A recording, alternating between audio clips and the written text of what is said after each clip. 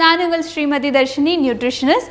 இன்னைக்கு நம்ம பார்க்க போகிற டாபிக் பாரம்பரிய அரிசி வகைகளில் ஒன்றான மிளகு சம்பாவை பற்றி பார்க்க போகிறோம். என்னடா நம்மளுடைய முன்னோர்கள் இந்த அரிசிக்கு மிளகு சம்பான்னு பெயர் வச்சுருக்கிறாங்களே நான் பார்க்கும்போது அப்போ தான் தெரியுதுங்க, இந்த அரிசி உருண்டையாக மிளகு மாதிரி இருக்குமா. அதனால தான் நம்மளுடைய முன்னோர்கள் இதுக்கு மிளகு சம்பானே பெயர் வச்சுருக்கிறாங்க. இது 130 நாட்களில் தான் அறுவடைக்கே வரும். இதோடைய நெற்பயிர்கள் இதில் அதிகமான மருத்துவ குணங்கள் நிரம்பி இருக்கு. முக்கியமாக பார்த்தீங்கன்னா இப்போ கரேத்தா, கும்ஃபு அது மாதிரி நிறைய தற்காப்பு கலைகள் இருக்குது. அதே மாதிரி அந்த காலத்தில் மற்போருன்னு சொல்லக்கூடிய தற்காப்பு கலை இருந்திருக்கு.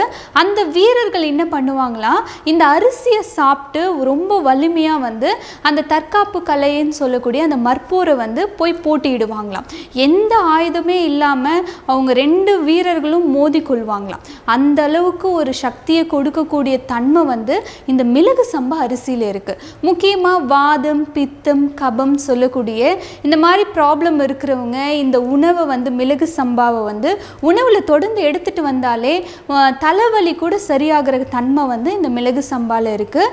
இன்னொன்று ஹார்மோனல் இம்பேலன்ஸ், ஹார்மோனல் டிஸார்டர்னு சொல்லக்கூடிய தைராய்டு ப்ராப்ளத்தை சரி செய்யக்கூடிய தன்மை இந்த மிளகு சம்பா அரிசியில் இருக்குது. நோய் எதிர்ப்பு தன்மை உங்களுக்கு ரொம்பவே கம்மியாக இருக்குன்னா இந்த மிளகு சம்பா அரிசி உங்களுடைய உணவில் தொடர்ந்து எடுத்துகிட்டு வந்தாலே நோய் எதிர்ப்பு தன்மை நம்மளுக்கு அதிகரிக்கிறதுக்கு வாய்ப்பு அதிகமாக இருக்குது. அதனால் இவ்வளோ நன்மைகள், எக்கச்சக்கமான நன்மைகள் இருக்கிற இந்த மிளகு சம்பா அரிசியை உங்களுடைய உணவில் தொடர்ந்து எடுத்துக்கோங்க.